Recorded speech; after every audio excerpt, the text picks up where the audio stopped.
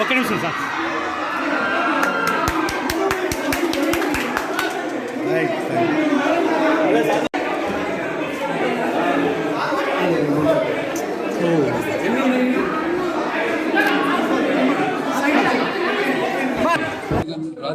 ప్రాతినిధ్యం వహించి కూడా ఆయన ఇక్కడ విద్యకు ప్రాధాన్యత ఇచ్చి విద్య కేవలం ధనవంతుడికి కాదు పేదలకు కూడా అందుబాటులో ఉండాలి విద్య అన్న అందరికీ.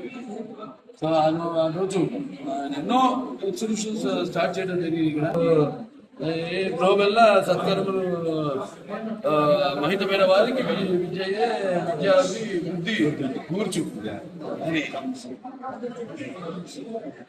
అలా ఇలా ఇదొక దేవాలయం. ఇక్కడ ఎన్నో మంచి ర్యాంకుల్లో ఇక్కడి నుంచి బయటకి ఉన్నారు. సో ఇక్కడ ఉపాధ్యాయులకి తెలివి ప్రిన్సిపల్ గారికి ఉపాధ్యాయులకి అందరూ కూడా ఇక్కడ ముఖ్యంగా పర్వతీయ సంస్థానం కోన జాతి సజాతు అయిన జాతిని ఆది వంశ సమున్నతిని అంటాం. అంటే ఎక్కడైతే పిల్లలు చదువుకుని వాళ్ళు ఒక ఉన్నత స్థాయికి వెళ్తారు అంటే వాళ్ళు కేవలం వాళ్ళు ఉన్నత స్థాయికి వెళ్ళడమే కాదు, వాళ్ళు పుట్టిన ఊరికే తెలివి, వాళ్ళు పుట్టిన కుటుంబానికే తెలివి, పుట్టిన గడ్డకే తెలివి, ఊరికే తెలివి, అలాగే పుట్టిన జాతికే తెలివి, వాళ్ళు ఇక్కడ పాఠాలు చెప్పే ఉపాధ్యాయులు తెలివి, వాళ్ళందరూ కూడా గర్వించే విధంగా వాళ్ళు తిరిగి ఇటు వాళ్ళు చదువుకున్న విద్యా సంస్థలకి వాళ్ళు రుణం తీర్చుకుంటూ అలాగే సమాజ సేవలో కూడా వాళ్ళు సమాజం పట్ల వాళ్ళ యొక్క కర్తవ్యాన్ని వాళ్ళు విస్మరించకుండా వాళ్ళు సేవలు అందిస్తున్నందుకు మరి ఇంత మంచి అంటే మంచి అంటే ఇప్పుడు ఎలా ఉందంటే విద్య అన్నది అందరి ఇంటిలోకి ఎలాగైతే ప్రజల వద్దకు పాలన అలాగే విద్య అన్నది కూడా పేద ప్రజలకు ముందుకు తీసుకొచ్చేది.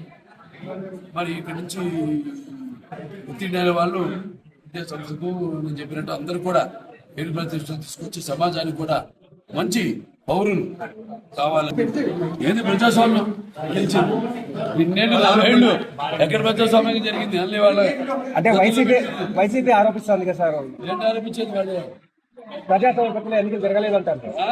ప్రజాస్వామ్య పద్ధతిలో ఎన్నికలు జరగలేదు. ప్రజాస్వామ్యంగానే జరిగింది ఎన్నిక. జన వాళ్ళ కాళ్ళకి ఎలాగైతే రేపు మనం జరుపుకుంటాం స్వతంత్ర దినోత్సవం, అలాగే అక్కడ భూమిలో కూడా ఒక స్వాతంత్రం వచ్చింది అందరికి. వాళ్ళ స్వేచ్ఛ వాయువులు పీల్చుకుంటూ ధైర్యంగా ముందుకు వచ్చి ఈ రోజు ఓట్లు వేశారు.